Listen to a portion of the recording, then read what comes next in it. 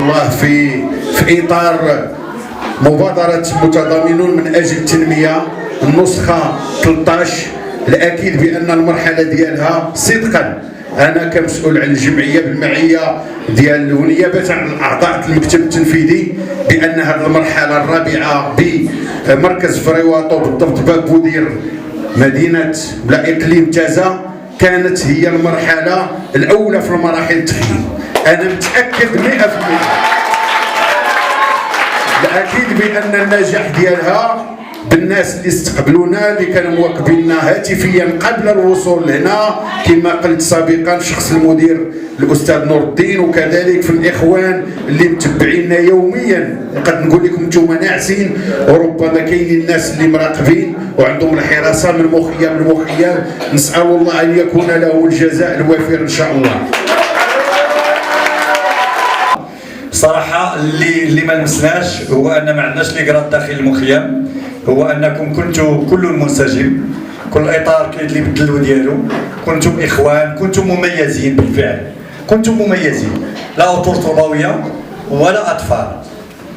ولان هادشي كلشي كيصب لا حنا اطر اداريه ولا اطر تربويه، كنا فريق عمل مجند وبزز منا ماشي خاطرنا، بزز منا كون مجند لخدمه الصالح العام اللي هو الصالح ديالكم الاطفال ديالنا وليداتنا داخل المخيم. بطبيعه الحال اليوم هو ديال المغادره، اليوم ديال السهره الختاميه كما هو معروف في كل مرحله.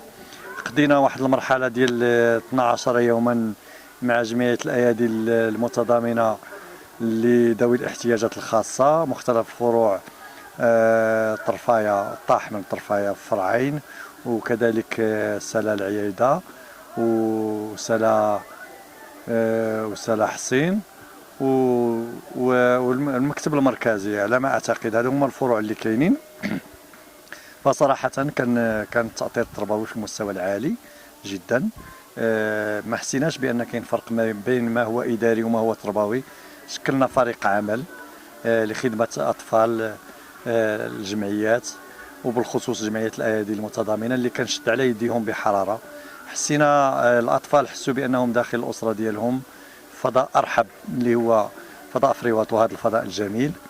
استمتعوا، خداو مجموعه ديال المهارات، خداو مجموعه ديال المعامل التربويه، خداو مجموعه ديال الالعاب الخارجيه والداخليه وكذلك السهرات والالعاب الكبرى. استمتعوا صراحه وما سخيناش بهم زعما صراحه، ولفوا معنا ولفنا مع بعضياتنا.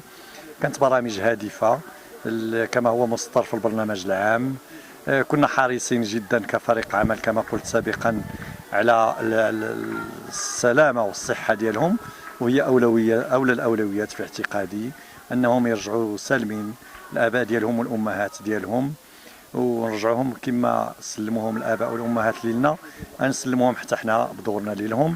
نتمنوا انهم يرجعوا ونكونوا خلقنا واحد الانطباع زوين في النفوس ديالهم. نتمنوا اننا نكونوا بصمنا على واحد لامباكت اللي مهم اللي غادي يبقى يمشي معهم طيله حياتهم، اللي غادي يتذكرونا به، اللي غادي يطورهم ويجعلهم شباب الغد، رجاله ونساء المستقبل ان شاء الله. سعيد جدا انني نتواجد مع الاخوان ديال جمعيه الايادي المتضامنه لذوي الاحتياجات الخاصه، لانهم صراحه داو كعبين عالي، داو مراس راسين، استطاعوا انهم ينجحوا المخيم ديالهم من اوله الى اخره الى اخر يوم. التجربه ديالنا في اطار المخيم ديال باب بودير مع جمعيه الايادي المتضامنه لذوي الاحتياجات الخاصه في هذه النسخه ديال المخيم متضامنون من اجل التنميه النسخه رقم 13. هي كانت تجربه الحمد لله كانت متميزه، لمسنا فيها واحد التجاوب وانفتاح الاطفال اللي جاوا في اطار الدعم ديال المؤسسات التعليميه اللي تسهر عليها جمعيه افاق سلا، اللي بطبيعه الحال كاينين في العالم القروي والاحياء اللي في وضعيه هشاشه، الاحياء الشعبيه. المنطقه ديال عامر زردال والمنطقه ديال حي الرحمه. هاد الاطفال هادو اللي من طبيعه الحال كاملين اول مره تستافدوا من المخيم. اللي لمسناه هو كان عندهم واحد الشغف بالمشاركه في هذه النسخه هذه، وكانت عندهم واحد الرغبه باش انهم يكتشفوا الذوات ديالهم في اطار هذا المخيم هذا، اللي بطبيعه الحال كانت عنده واحد الاثر ايجابي على هاد الوليدات هادو، لان كانوا وليدات اللي اول مره اللي هما كاملين لاول مره يشاركوا في المخيم وما عارفين شنو هو المخيم، وحتى الاباء ديالهم كان عندهم واحد شويه ديال التخوف على كيفاش غادي يشاركوا وليداتهم في المخيم، لانهم ما عندهمش واحد الخبره. ولكن من اول يوم وملي تيتواصلوا مع الاباء ديالهم تيلمسوا انهم الوليدات ديالهم تعيشوا في واحد الحمد لله في واحد الراحه من ناحيه التغذيه، لا من ناحيه الانشطه، لا من ناحيه المواكبه ديال الاطر ديالهم. وبالتالي كانت تجربه جد شيقه. بالنسبه كانت مجموعه ديال الحوايج اللي استفدوا منها الوليدات، منها الورشات ديال الرسم، ديال الانشوده، ديال الرقص التعبيري، ديال المسرح، ديال الشطرنج اللي كنت انا تشرف عليها. وممكن بطبيعه الحال بالاضافه الى الالعاب الترفيهيه اللي كانوا سواء داخل المخيم او ملي تيخرجوا في اطار الخرجات المسبح. بالتالي انا تنلمس كانت واحد التجربه جد ايجابيه مع الجمعيه الايادي المتضامنه، اللي بطبيعه الحال ما غاديش تكون اول تجربه، غادي يكونوا تجارب اخرين مع هذه الجمعيه سواء هذه السنه او السنه القادمه.